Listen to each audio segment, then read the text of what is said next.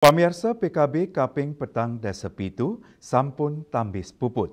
Penyineban pacang kemargiang ring tanggal 19 Juli, sawetara galah pitu wengi, megenah ring panggung Arde Chandra, Taman Budaya Denpasar.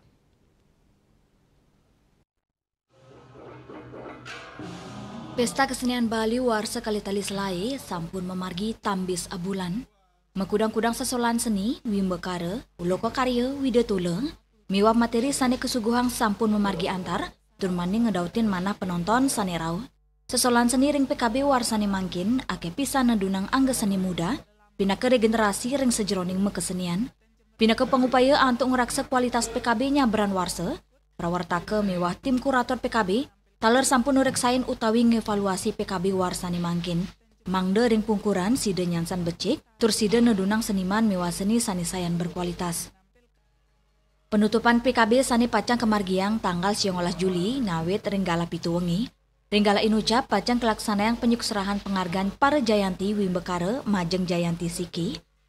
Penyukserahan Adi Sewa Kenugraha utawi penghargaan pengabdi seni.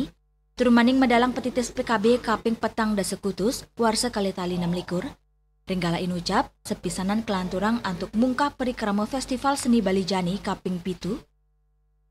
Untuk ngunggang petitis semesta cipta jagat kerti harmoni bumi Bali, Juliana Bali TV.